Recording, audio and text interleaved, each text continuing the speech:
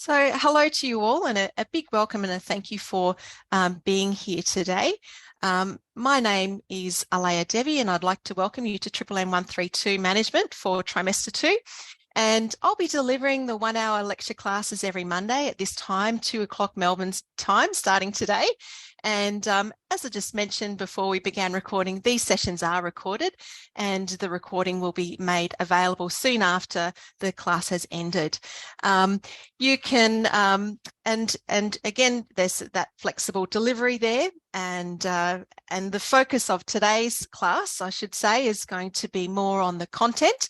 And our seminars begin this week as well, and they're going to be more activity-based. And you can attend your seminar either on campus or in the cloud online, depending on your enrolment. And just on that matter, most of our seminars are full, but we still have some vacancies in the Monday and Tuesday 5 to 7 sessions. So if you're not already enrolled in an on-campus seminar, do get on top of that fairly soon. And there's also the option, if you want to change your time, you can switch your current enrolment to perhaps one of these newer times there. So that's an option for you there too. In terms of what we're doing today though, again with the seminar tutors and of course our unit chair, Dr. Wendy Webber, we've been teaching this unit for many years now and we really enjoy it, and it provides a really good foundation for management principles, but also again, some of the what you'll do in your other management units in your degree will, this unit will provide a bit of a foundation for that, and you'll go into a lot more detail in those other units later on. So whether, you're doing human resource management or organizational behavior or whatever it might be, or even if you don't study management further, a lot of the ideas that we'll cover in this unit in this trimester will relate to your workplace. And you'll need to know how that companies work, and so that study of management is important to all of us. So looking ahead to what we are looking at today, our focus is really just to provide you with a bit of an overview of the structure of how things work in Triple M 132. So we'll look at some of the expectations for you to do well and to succeed, and also to provide a little bit of an overview of the assessments, and we'll go straight into the content in terms of topic 1, and that covers chapter 1 and 3 of the textbook. And so part of that content is looking at what managers do and also some of those big ideas, those historical theories, if you like, that really provide a solid foundation for some of those modern theories that you might be more familiar with if you are currently working. And I should say with these historical theories, they're not really part of the assessment. They just provide a little bit of context for some of the later theories that we'll look at further on in other topics. Next week, a bit of a preview, our focus will be all about the assignments, and we'll look at more specifically some of those academic and research and referencing skills that are needed there to succeed, not only in your assessments in this unit, but in your other units there too. So that's a bit of a heads up for next week, but today it's just a bit of an overview. Before I go too much further though, I'd like to do an acknowledgement of country, and we do this at the beginning of every lecture because you may have noticed in the Australian environment that the recognition of our First Nations people is really important.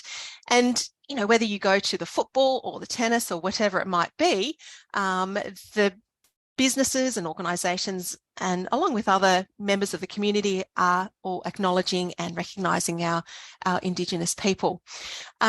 So as we gather for this meeting, physically dispersed and virtually constructed, let us take a moment to reflect the meaning of place, and in doing so recognise the various traditional lands on which we do our business today. We acknowledge the elders, past, present and emerging, of all the land we work and live on, and their ancestral spirits with gratitude and respect. Now, looking at this map, you can see that there are over 280 different groups that represent the Indigenous Australian lands that we have. And we can't assume that every Indigenous person is the same, and we in this unit are certainly not assuming that each one of you as students are the same as well, because we all come from different backgrounds.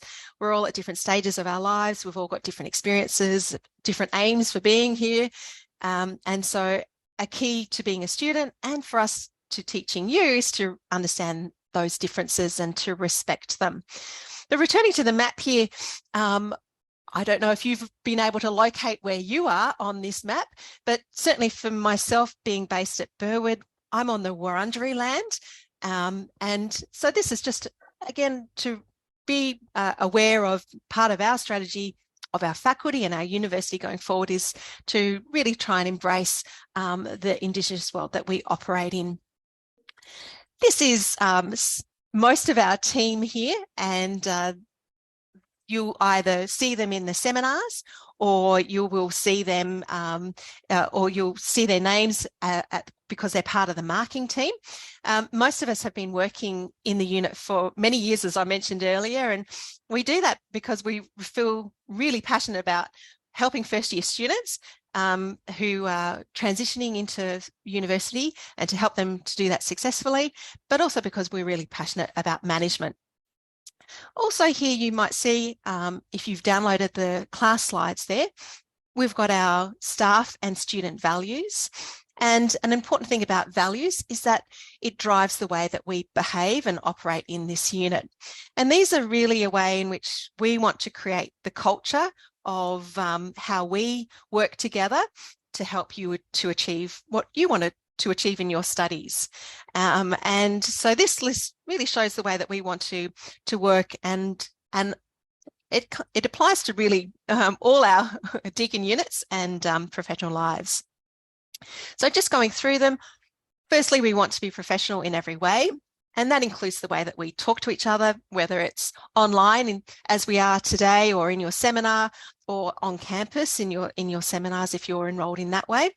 But also when you're doing your teamwork and when you're asking each other questions of each other and the teaching staff. So being professional and polite is the expectation there. We also want to be very friendly and supportive of each other. And again, that's either dealings with us, the teaching staff, or with other academics or between students. We want to be respectful of differences and diversity. And this is a big thing, as you will know, we are all very different in our own ways. None of us are the same. And so we need to respect that. In your class, you might notice that some might be older, some of us might be a little bit more confident than others, but we're all working at our own pace and ability to make sure that we are successful in this unit. We also want to act with integrity and be ethical. So as a student, we expect that you won't cheat or buy assignments, that you won't hassle other students for answers and things like that. And the last one there, in terms of the marking and assessments that we do, we always want to be fair and reasonable. And this applies also to your teamwork, giving other students a chance to be part of the team. So that fairness and reasonableness, that's the measure that we have. So if I can apply it perhaps to students requesting an extension for an assignment, if you've got some evidence that you can use to support your request, then that's fair and reasonable. Like if you've been unwell and you've got a medical certificate, or if you've got a police report or some sort of insurance statement. So having that bit of evidence to support your request ensures that, you know, we're being fair and reasonable to the students needing the extensions, but also we're being fair to the students who have managed to get their work in on time. So just in summary, these are the values or the kinds of things that guide what we do in MMM132. Moving on now, this is looking at some of the aspects of how you will learn in this unit.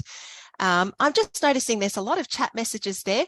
What I might do is perhaps address, if there are specific questions, I'll address them at the end of the class, but certainly do feel free to help each other in the chat as well. So, but I'll certainly get to those as once we get through the content for today, if that's okay.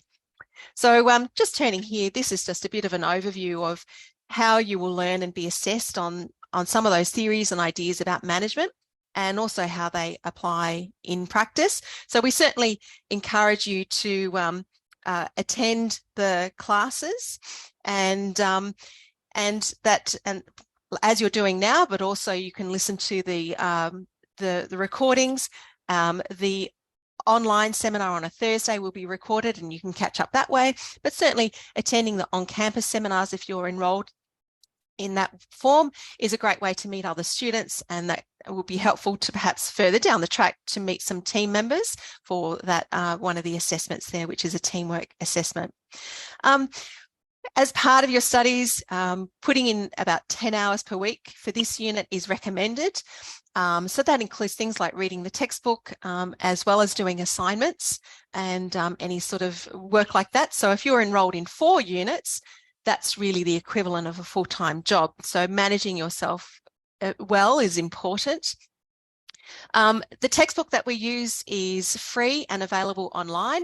It's called The Principles of Management, and you can access that either online or you can download a PDF version, so whatever suits the way that you learn. But we certainly do encourage you to use the textbook because all our theory comes from that source. But you will notice as you're looking around the unit site that there are a lot of resources to help you understand the content and also the assessments. So use these early weeks to sort of navigate around those different resources and see what you might need. Wendy, each weekend before the start of the week, we'll post a weekly announcement, and that will be on the homepage of the unit site. And that's a really good guide to see what's being studied that week. And she'll also provide some useful links and other bits that might be happening at that time. You'll notice in the weekly topic pages that, as I mentioned just now, that there are a number of different resources. And again, everyone learns in different ways. How we've organised these resources are in 2 sort of parts, if you like. One are the recommended or the required readings, and that will have links to your textbook and maybe some resources for the seminars. And the other tab that you'll notice is optional. And these just provide a little bit of breadth and depth to the concepts. There may be some activities that you can complete online, or maybe some links to videos that you can watch.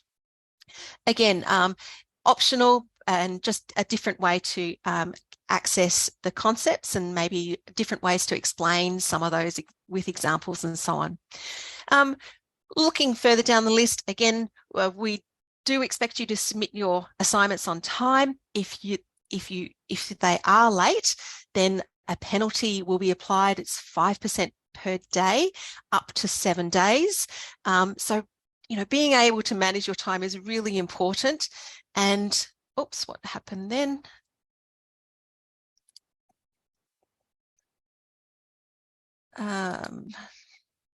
My screen has just dropped out, so I do apologize for that. Let me just see if this is working again. So can you see the slides now? I'm not quite sure what happened then. Great, thank you. There we go. It's always a bit unpredictable. We got to ride with the flow. Okay, so I was mentioning the assignments, and yeah, just sometimes we think, I just need an extra day or 2 just to make it perfect, but we find that it's not really worth that extra time because of the penalties. So really trying to meet those due dates and due times is very, very important. Certainly if you need an extension, if there are some extenuating circumstances, then yes, of course, apply for an extension. But again, the unit chair might ask, can you show me what you've been doing? What have you been doing for the last few weeks? So you should be ready to submit your assignment. And because things happen, be as part of your preparation to plan for a day here or there where you may not be able to work on it. But if you want to request before the assignment due date, then you go to the assignment Dropbox and you'll see an extension request form. But if you apply after the due date, you'll need to go via your Deakin Connect and you'll need to complete a special consideration form. So in both cases, you need to provide some form of evidence like a medical certificate or a police report. But the key thing here is that there is help available if you need it, and whatever that may be. Again, it will vary, but the key thing is to ask, and we will direct you to the resources to make sure that you get that help in time. But it is really important that you reach out and that you do ask. And as you can see, there are lots of ways you can get support here inside the unit in MMM 132, but you can also get help outside the unit through the university faculty mentors, student mentors, Deakin study support, the library, and so on. So do feel free to ask for support if and when you do need it. Start your planning now, stay on top of things, look at all the due dates and see where the pressure points in the trimester are for you. And the key thing is to plan for that accordingly. Okay, so what we're looking at now is an overview of the weekly topics. I won't go through all of them there. I'll leave that to you to look through. But you will notice that these topics do touch on those foundation concepts of management that I mentioned at the start of today's class. And each week there is a new topic, and generally it covers about 1 to 2 chapters of the textbook. And you'll see the first 5 topics there. We kind of describe these as the bigger picture ideas about management understanding. And these topics are covered in your first assignment. And you'll notice assignment 1 or A1 has 2 parts. We call it A1.1 and 1.2. You'll get the hang of that. So don't stress if it's a little bit much at the moment. And we'll spend a lot of time in the seminars talking about these in more detail too. But essentially assignment 1.1, which is due in week 5, consists of what we call preparation tasks. And so you'll do some sort of smaller tasks that will prepare you for the longer business report that's due in week 8, which is A1.2. So your report there assumes that you're applying for a job at one of these companies, AGL or Transurban, so you choose one, and you'll complete a report and address specific tasks. So we'll go through those with you in a bit more detail. The key thing for now is that those early weeks sort of will provide the content and the skills for you to help complete that. So you'll be providing we'll provide you with a lot of support with that. Looking ahead later in the trimester from about week 5 onwards through to week 10, keeping in mind that week 11 is the revision week. So in these 6 topics, these cover more of the applied aspects of management. So managers making strategic decisions, communicating, motivating staff, leading, and the control side of things. These 6 topics are covered in the exam, and they're also some of the topics that you will be covering in your assignment 2, teamwork. Regarding the teamwork, you will be asked to choose your own team. We'll provide you with some support to do that. Teams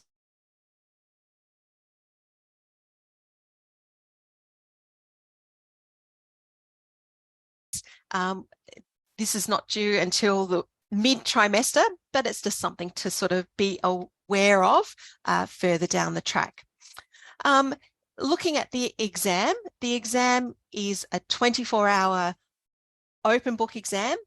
It's designed for you to write it in about 2 hours, but it is available for 24 hours. So you could potentially take all of that time to complete it if you choose to do so. So just some reminders.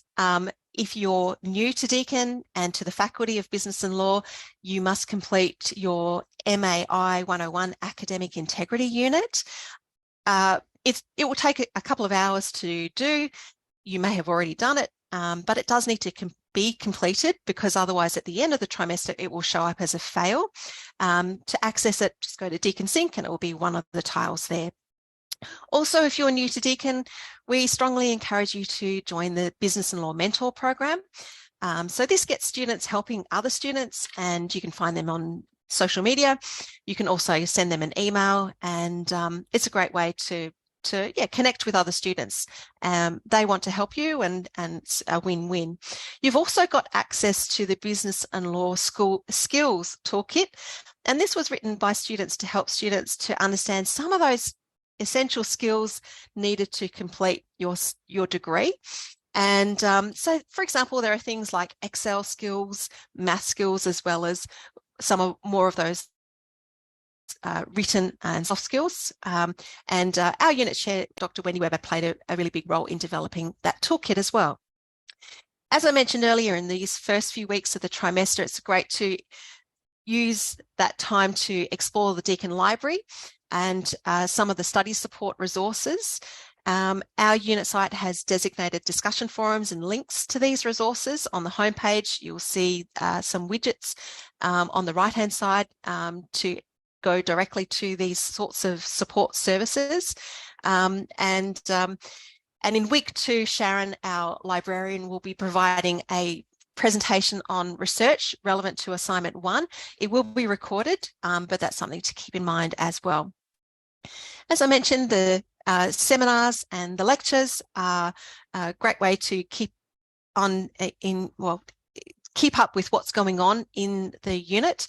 Our seminars are interactive and provide a different kind of learning, and it's also a really great resource to help you get ready for your assignments. And any questions relating to assignments, or how to find resources, or how to reference sources, or anything really writing your assignment, these should all be posted to the discussion forums on the unit site. So, and do feel free to post questions, even if you're a little bit concerned they might be silly or obvious. It's a great way for other students to benefit from the answers that are given. And Donovan's a very friendly, supportive, happy person who will respond in a timely way there. But do keep in mind, if you've got queries of a more personal nature, for example, if you want to change your seminar, or if you're requesting an extension, then they need to go to mmm132@deakin.edu.au, and those messages go directly to the unit chair, Wendy, and she can deal with those in a way that's less public and more specific to your needs. Now, there is a lot of information here, and as I said, the early weeks is a great time to spend a bit of time looking around and seeing what's there. Everyone learns in different ways, as I've mentioned, and so and of course we are here to help you and work with you, and we will remind you of what's needed and where to go and so on and so forth. So it's natural that it's a little bit daunting in this first sort of weeks, but part of the skill of being a good professional is to keep persevering, and you will succeed. Okay, so now we're turning to our content side of things, and now that we've got a bit of an overview of the unit as a whole, let's take a moment to think. Do you know a manager? And perhaps one of you is a manager. Anyone here a manager? Perhaps you can let us know in the chat box there. And just having a quick look, and yeah, there's many of you who perhaps are working as managers, maybe team leaders, and have a number of years experience, but again, you might relate that to your school experience too, if you don't have work experience. But the key thing here is that managers are everywhere. Managers are running the public transport system, running the timetabling system here at Deakin, and Wendy, our unit chair, is managing our unit. So managers are everywhere, and when we talk about management in this unit, it's always good to think of a manager that you know, and again, it could be your school principal, it could be a project leader, but trying to relate those concepts and that theory to your own world, and to think about the management work that they do when you're learning these concepts. So that application side of things is really, really important in what we do today. So in the remaining time, I'll quickly go through what's covered in Chapter 1 and Chapter 3 of the textbook, and that really looks at what is a manager and what managers do in a little bit more detail. So here are our learning outcomes for Chapter 1, and they guide the content. In some of the topics, like for example, when we look at Chapter 3 a little bit later, the chapter has more than the learning outcomes that we've listed. So these will be your guide as to what to focus on when you are looking at the textbook chapters. So here as I mentioned, our aim today is really just to get an understanding of what managers do and how they contribute to helping organisations achieve top performance and what their role is, and some of those characteristics that effective managers display. And again, you might be able to relate this to yourself. So let's start, as always, with a definition. And so management is getting work done with and through other people. And that's really the key. So management is not really running a set of accounts or sales books. It is getting things done with other people. And you might know how hard it is to get yourself organised sometimes. And so this is the challenge.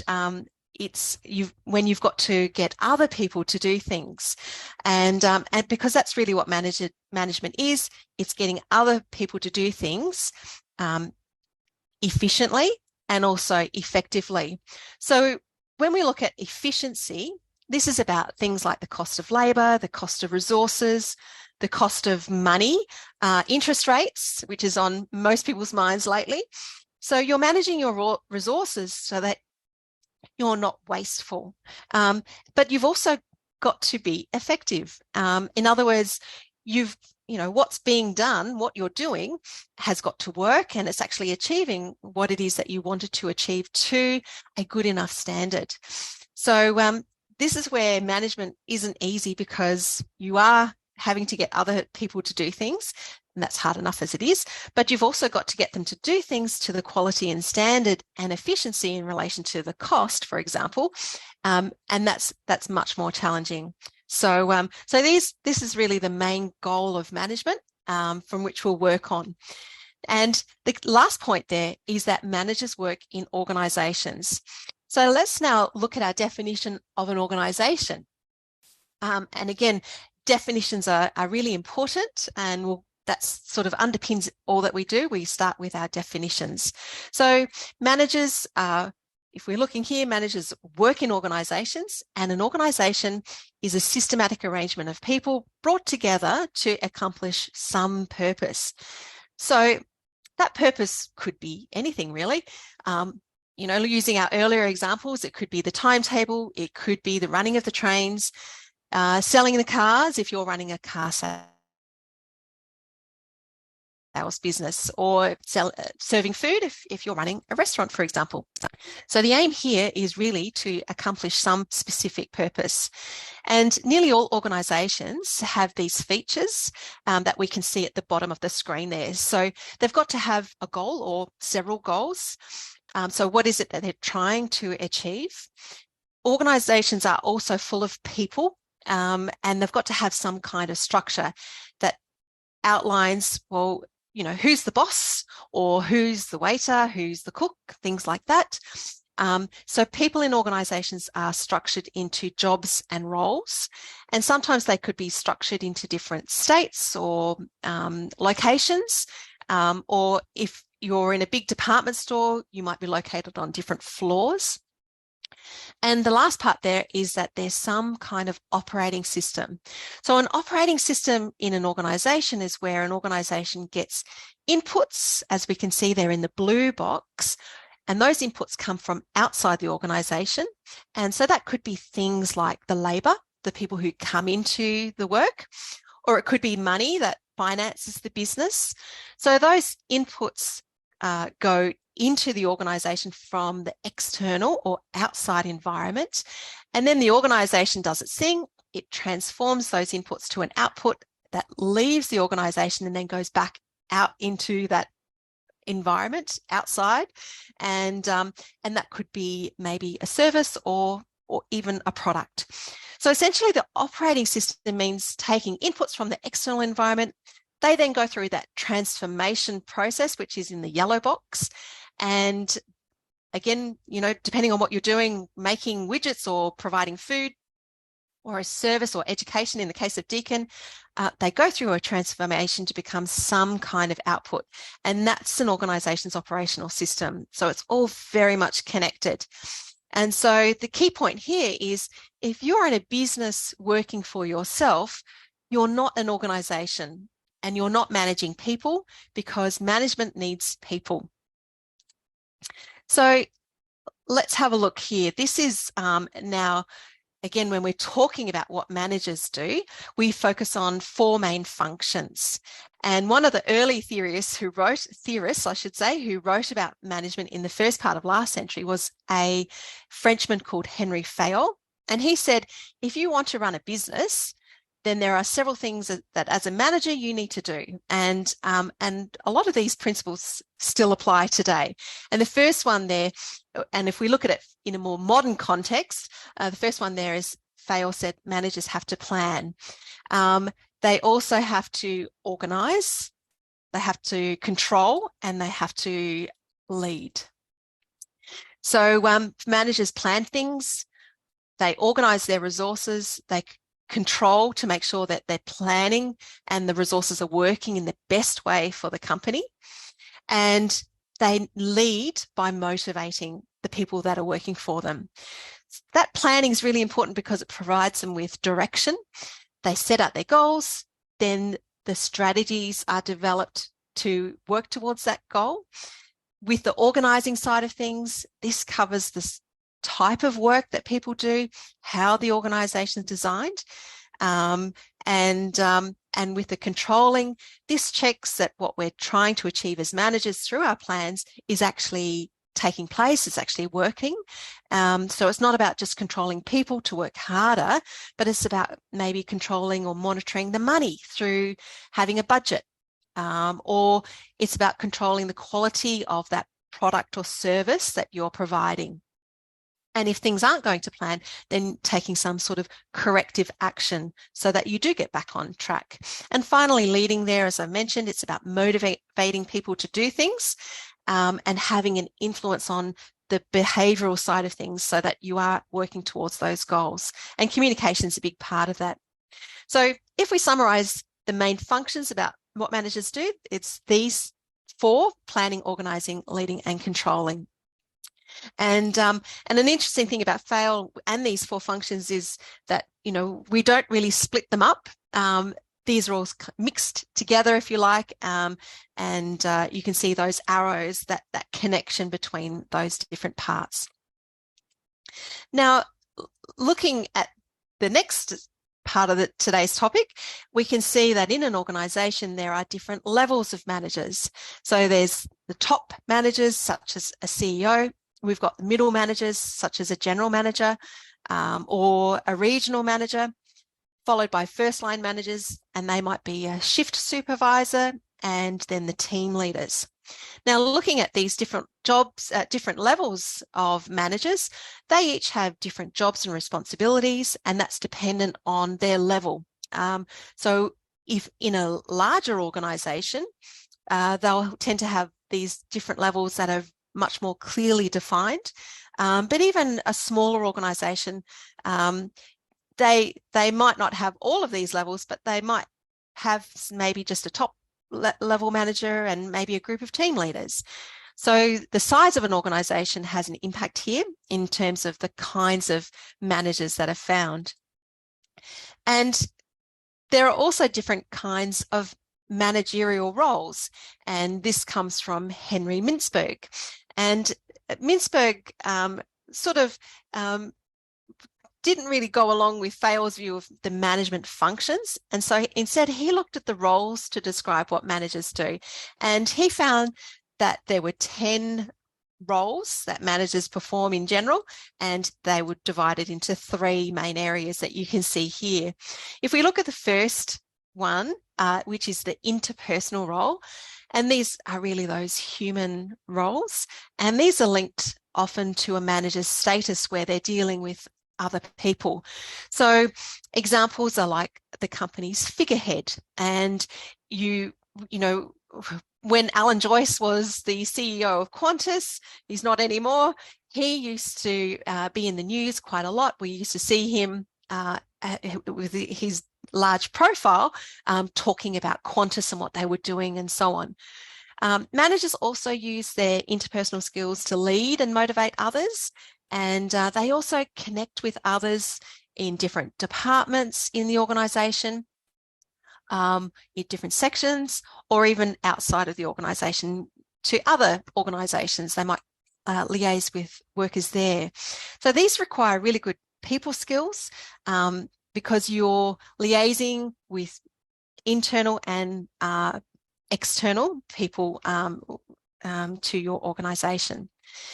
The second role there that Mintzberg identified that managers take on is an informational role. And this is really about getting information. So what they're doing is they're monitoring what's happening outside in their environment to see what might potentially impact what is going to happen inside the organisation.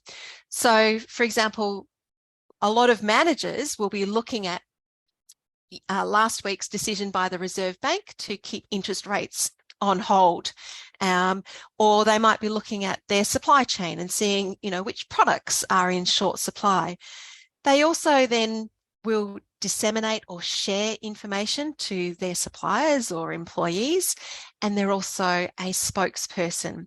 So they have to be a representative of maybe their department, or they might be asked to explain what's going on in their department or in their division, and so they take on that representative voice for that area. And the last role is a decisional role, in other words, making good decisions. So that might include things like making entrepreneurial decisions, which means coming up with new ideas or new approaches or new methods, being a bit innovative. They have to handle disturbances or problems, such as when there's conflict or some unexpected issues that come up. They have to decide who gets what in terms of the resources, and they can negotiate perhaps in relation to resources between those different departments or maybe even with suppliers. So these are those 3 key roles that managers play there.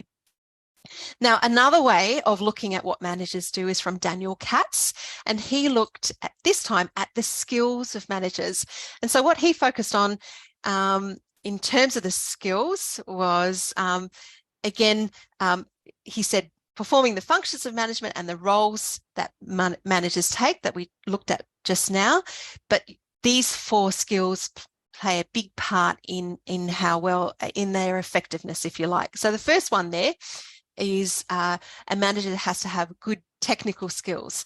So basically, you've got to know how to do things. And we have to keep in mind that this relates to the kind of manager that you are. Remember those levels of manager in the organisation.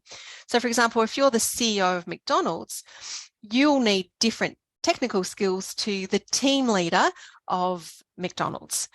He also said, Daniel Katz, that you've got to have good conceptual skills. So in other words, you've got to understand how things work and get the bigger picture of things. Human skills was another important element of being an effective manager, dealing with people, motivating people and getting along with others. And finally, he said, you've got to have good political skills. So for example, being able to read people, or read a situation, influence people in an effective way. And if we look at this and apply those skills to those different levels of a manager, you'll see that in all levels of management in an organisation, those key skills are needed, but they vary depending on what type of level of manager you are in an organisation. So some skills are more important than others at different levels. Human skills or interpersonal people skills are, of course, important for all managers. You'll remember our definition of management is getting work done with and through people. But the conceptual and technical skills, they vary a lot more. So if you look at the first line manager, they're on the ground working with people in the restaurant or in a factory. So they've got to have those technical skills because they need to help their team with any problems. They're also involved in training new people coming in and showing them how things work, whether that's the grill or the ice cream maker or whatever it might be. So those conceptual skills aren't as valuable for a first line manager as they would be for an executive manager who's making more strategic decisions. And at the executive level, they're looking at the organisation as a whole and not just one particular area. Okay, so moving now on to chapter 3. And in this chapter, as I mentioned earlier, if you look at the textbook, there are more learning outcomes than are listed here, but we're just looking at these few. Now, this chapter covers the theories of management. And when we talk about the theories of management, it's important to remember that these are more the historical theories that they do still exist and operate today because they do underpin what we teach and learn in management.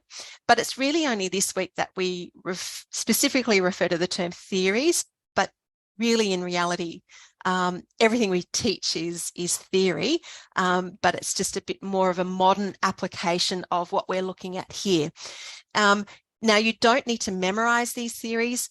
We're really presenting them just to provide a little bit of context for what we do in subsequent weeks to today. But another way of looking at this topic is to call them the big ideas about management. That's because they form the basis of the main ideas about what researchers and practitioners use to help them understand what management is about. And you'll notice when we go through them, and again, I apologise, I predict I might go a little bit over time, but when we're looking at these big ideas, again, it's a little bit more, you'll see that there is no one best way to manage, and so this what makes management a little bit more qualitative, because it is situational. It does depend on the context and other factors, and this is where perhaps if you're studying other units like accounting or finance, where there is a specific method or a formula that you follow to get a correct outcome, it's a little bit different. So when, again, with management, you might have one answer, I might have another answer. They both might be equally valid, but there isn't one best answer. It's not always clear cut. But historically, managers were searching for that one best way to manage. So we'll look at that historical context and how that feeds into the more contemporary approaches. So here, the key point from looking at these images from the past is that management and managing people have existed for thousands of years. So someone managed the resources and people to build those pyramids, and throughout all the great civilizations in history, Egyptians, Greeks, Romans, they've managed other people to get things done. So even though they might not have had theories of management, they knew how to work with and through other people to achieve things. And so it was really only up until about 150 to 200 years ago. Before that, it was mostly an agricultural economy. So people were mainly living on the farms, and so after the first industrial revolution, people moved from those farms to the cities. They moved into trades and craft areas, and with the second industrial revolution in the early 1900s, that's where people were working in factories. There were technical innovations with machinery, and you had many workers in the one place. And so they needed to find ways to manage that large group of people so that it was efficient. And so they were using their cheaper labor to be more effective. So, and then in the 1950s, there was a huge post-war economic boom, and there was much more of a focus on the consumer, where it was not only the rich who could buy cars, for example, but people could have more than one pair of shoes or one good suit. And then from the 80s, of course, there was the big information technology boom, and we've got that information economy that we're familiar with now, and so things are moving ahead. But the key thing here is that throughout history, people have always managed, but the way that people have managed has changed. And so again, this is sort of providing a little bit of context for what we're looking at. Let's start first of all in terms of the study of the management theory with the scientific management theory. And this was one of the early theories, and this was established by Frederick Taylor, who was an engineer, and he was looking for that one best way to manage, and he used a scientific approach. So he looked at workers in a steel yard, and he figured that if you let people randomly move, say, for example, the pig iron from one part of the yard to another, you could measure what they're doing, and you could design an efficient and effective way for them to work. And to do that, he said, well, first of all, you've got to scientifically select the workers to try and find the way to get the best people for the job. So in other words, not your family or friends, and you've got to teach and develop them so that they become good at what they're doing. And again, this seems fairly obvious to us looking at that today, but this was quite a new idea at the time. He also said that managers need to cooperate with the workers using principles that they've agreed upon. And thirdly, that there's equal work between the managers and the workers. Now, again, when we're looking at this, there's some assumptions that are built into this thinking. At the time of Taylor, it was the wealthy and the aristocracy who were educated and had money and owned things like the factories, and everyone else was, mostly a poor worker who'd moved from the farm to the factory in the city. So here, the idea behind this thinking is that the managers have the brains to figure out what the workers should do. And it was the workers who had that muscle or the brawn to pick things up around the yard or move things around, whatever was required. The fourth thing was that, and so just on that there was not a lot of movement between those two roles. They were quite distinct roles, the managers and the workers, which is different to how we look at things today. The other aspect was to Taylorism was that you pay people for the work that they do. And again, it seems quite obvious now, but from that historical perspective, again, it was a fairly new thing, particularly when people were working on farms and so on. But who really took on this concept was Henry Ford, and who, as you know, built the first car there, and we can see in the picture, and he said, look, you could have any color of Ford as long as it was black. And they only made enough for the rich because they were the only ones to afford it. But Ford was one of the first to really embrace this scientific approach. And what he did was to pay his workers well, and the good wage that he gave them enabled those workers to buy the cars. And that the cars that they were actually making. And in doing that, he was able to expand the market for his cars. So if you pay people well, they demand the products that you make. And this is a part of the way that economies have moved to where they are today. And he also used these scientific management principles that led to the first production line. Again, trying to be as efficient as possible. Lillian and Frank Gilbreth, they were management consultants, and they used their own family to focus on time and motion studies. They had 12 children, and you may have seen the movie there that was based on their book. And so they did time and motion studies on how long it took their children to bathe and get dressed and eat their meals. And so through that measuring of time it takes workers to do things, you can create efficiency, because workers are a cost. And a modern version might be at a call center, how they measure the time it takes for you to talk to clients, and they monitor that. And so that was really the rationale there. And another name of this theory was Henry Gantt. You might be familiar with Gantt charts, and these help you to work out the order in which you do things to reach your objective. So these are all different ways to measure and scientifically manage what workers do through very rational, logical kind of thinking. And we can still see these principles in place today in places like McDonald's, for example. Now, the next group of big ideas came from the bureaucratic management people, and these again were mainly from Europe, and they theorized about what was the best way to manage people in organizations. So we're moving away from the factories to managing large groups of people in large organizations.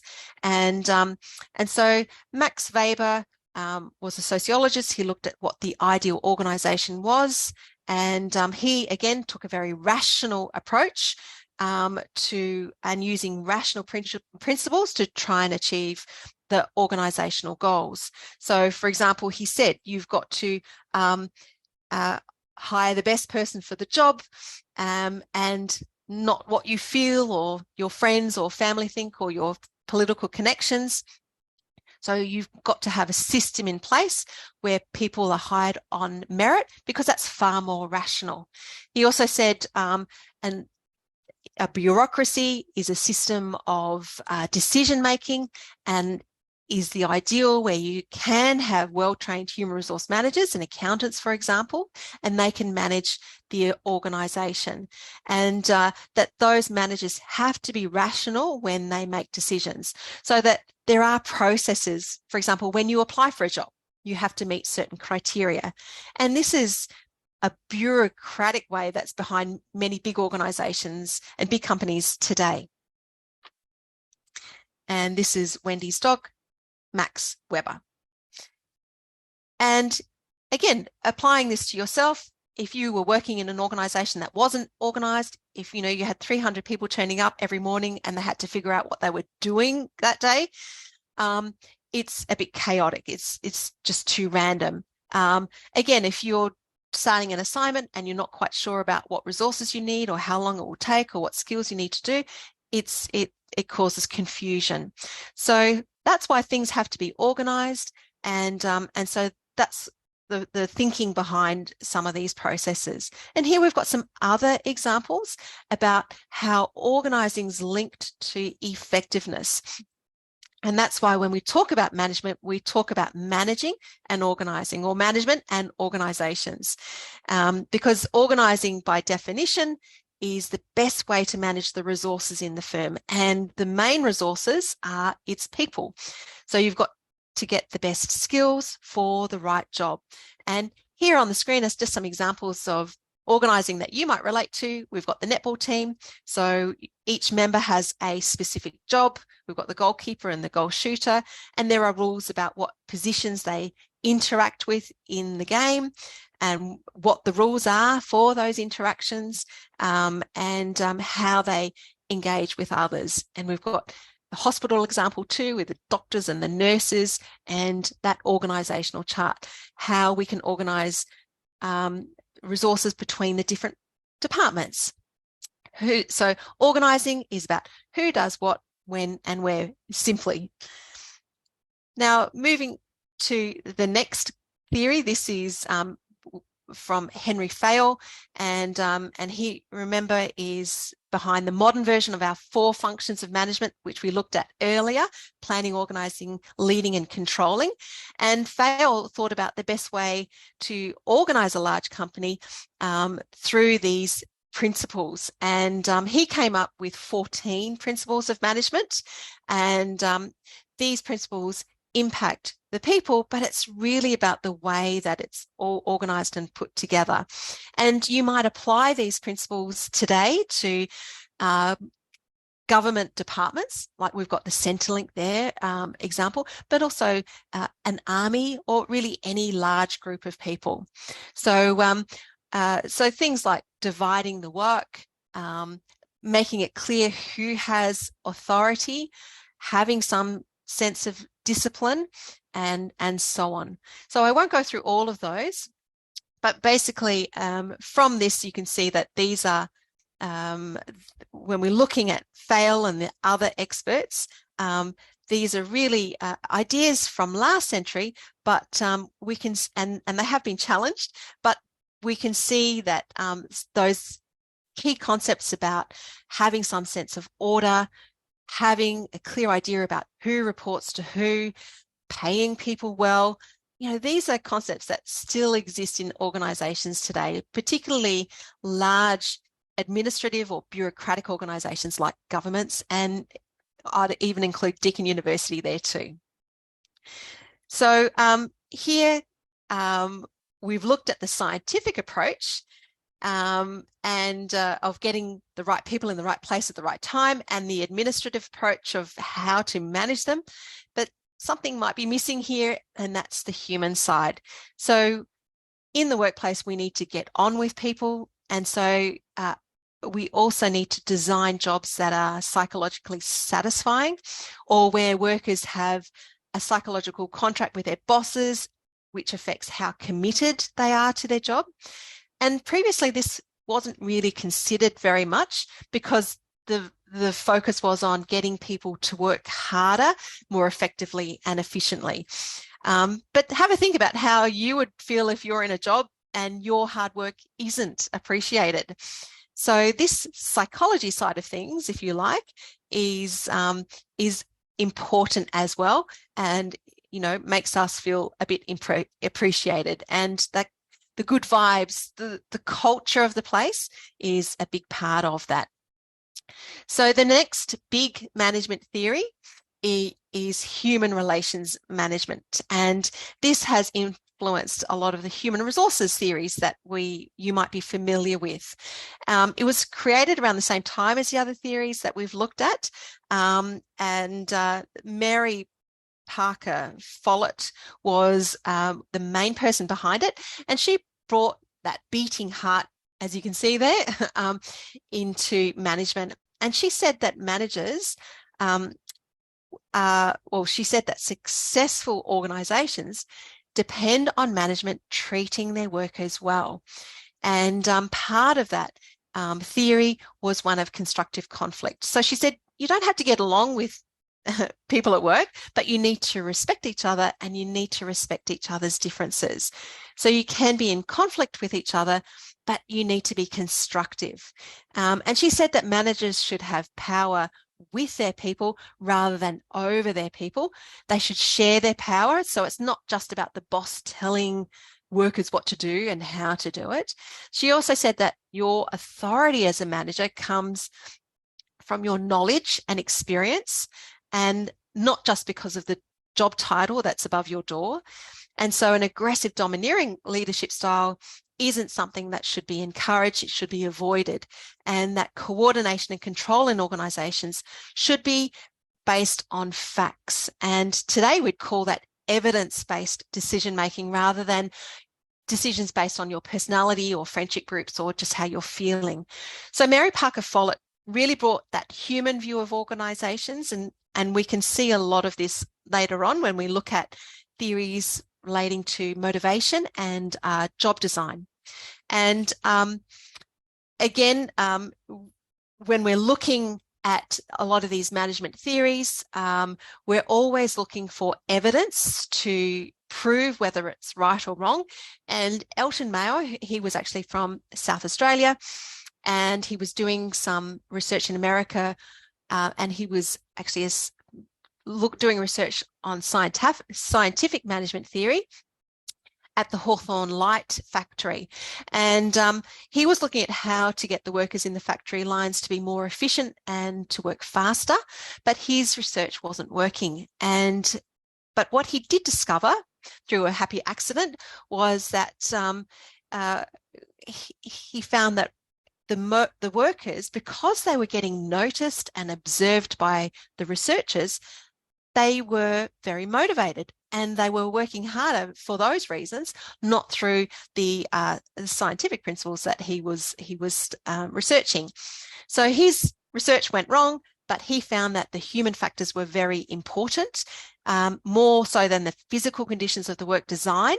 And he confirmed Mary Parker Follett's views that managing the social groups and their interactions and that employee satisfaction and attitudes were really critical to their job performance. And of course, that job performance will then lead to efficiency and effectiveness. So this was kind of the evidence that supported that human side is a big part of how we do business today. And what we can see here again are the connections between these ideas we've been talking about, and how again, not one idea is not better than another, and that they are all relevant, and again, managers need to be aware of what has come before, because that will help them to decide what's best now. And so this leads us now to some of those more modern theories. And so contingency theories is another term for that is called situational management. And this says that the best way to manage a problem depends on the situation, or in other words, it's contingent on the situation. So there can be the same problem, but in different situations, it might need to be addressed in a different manner. So how do we make that best decision? Well, we need to look at the evidence, and that evidence will then help us to justify and support our decisions and our responses to that situation. So essentially, this management theory is saying management is complex and there isn't one best way to manage, even though Taylor and those scientific management theorists 100 years ago said, yes, we've got to find that one best way. But what we've discovered now is that there are many ways to manage, and that managers need to look at each problem individually, analyze it and respond to it depending on the problem itself or maybe that situation. And also more recently, there is systems management theory. We will look at this in a bit more detail in future weeks. And this was really big in the 1980s and 90s. And basically, in a nutshell, this said that managers, rather than look at how to manage an organization on its own and just do your own thing, regardless of what's going on outside of your organization, but you should instead look at the way things can and should be managed in a context. And so what this is saying, that organizations are operating in a bigger context, and it's in the context of its industry, and it's in an even bigger context in what our textbook calls the macro environment. And that's an environment that affects all organisations in all industries, whether that's in Australia or in a bigger global context. So again, when we think about systems, our body has the nervous system, the respiratory system. Earth is part of the solar system. So it's that connection between different elements and that linking that sort of underpins our understanding of systems management. So on the left here, you can see how the organisation takes in inputs from outside the organisation, like you know, economy, suppliers, labour, finance, politics, influences, laws, and so on. It takes those inputs, it does something, it transforms them through management knowledge, through manufacturing, production, etc. And they leave the organisation as an output, whether that's a product or a service. And then they are then influenced by external things, which is that darker blue line, like industry regulations, advocacy groups, socio-cultural trends, customers, and they all provide feedback, which then influences the decisions that are made along that line in the internal system. And the second image on the right there shows how the organisation sits within its external systems, how it operates within that bigger system environment. So you've got the firm in the middle, and then you've got the industry environment. So everybody who has the same type of business is in that micro environment.